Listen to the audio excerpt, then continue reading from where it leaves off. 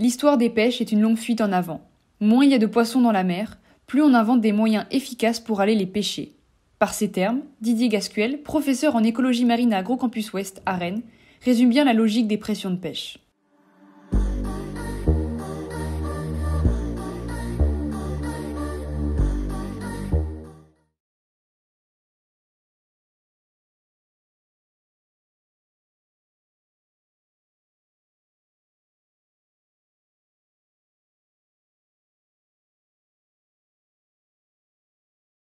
Au fur et à mesure des décennies, les bateaux se sont transformés en gigantesques usines flottantes capables de conditionner le poisson dès sa capture et donc de séjourner longuement en mer. La pêche industrielle peut se focaliser sur une certaine espèce de poisson jusqu'à la décimer complètement.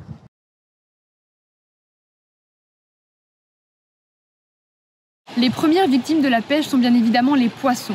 Mais on ne compte plus le nombre de victimes collatérales de cette industrie, mammifères marins, tortues ou encore oiseaux de mer. On estime que 40% des organismes marins pêchés sont des prises accidentelles et ne sont donc jamais ramenés sur la terre ferme ni vendus. On vide ainsi l'océan de ses habitants, de ses ouvriers, en bouleversant les écosystèmes qui se trouvent déséquilibrés quand ils ne sont pas tout simplement détruits. Les coraux par exemple, qui subissent déjà les effets néfastes du dérèglement climatique, sont impactés par la pêche.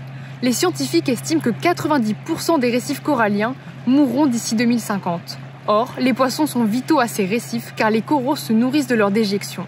Sans eux, ils n'ont plus les nutriments indispensables à leur croissance. La surpêche de certaines espèces peut aussi bouleverser l'équilibre nécessaire au bon fonctionnement des écosystèmes marins. Lorsque l'on retire un maillon du réseau alimentaire, cela provoque des effets en cascade qui impactent toute la faune et toute la flore. L'autre grande victime de la pêche, c'est le climat, et avec lui tous les êtres vivants qui en dépendent, l'humain y compris.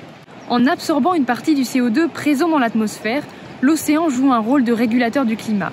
Il est le principal puits de carbone de la planète. Ce phénomène est accentué par le fait que certains poissons contribuent à séquestrer le CO2. À leur mort, leur corps sombre dans les profondeurs et le carbone qu'ils contenaient va venir se déposer sur les fonds marins. Mais la pêche industrielle bouleverse ce processus de piégeage naturel du CO2. Elle contribue en fait à les augmenter puisqu'un poisson, une fois pêché, libère du CO2 dans l'atmosphère.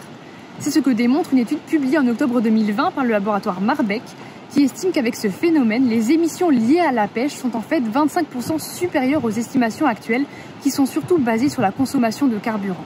Une étude internationale, plus récente encore, jette un nouveau pavé dans la mare. Ces auteurs expliquent que les chalutiers de fond ont un impact sur le climat aussi négatif que celui du secteur aérien. Non seulement la pêche au chalut vient détruire les coraux et l'habitat des poissons, mais elle vient aussi remuer les sédiments présents dans les fonds marins, ce qui contribue à relâcher du CO2 et à accentuer l'acidification des océans.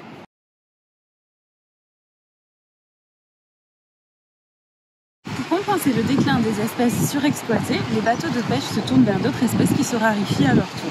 Pour protéger une faune marine menacée, il faut protéger son habitat en interdisant la pêche dans ces zones de vie. Pour cela, il faudrait que les politiques se saisissent réellement de cette question sans que les lobbies industriels ne puissent agir, ce qui n'est pas gagné, puisqu'aujourd'hui, l'industrie agroalimentaire est sûrement bien mieux protégée que de nombreuses espèces marines.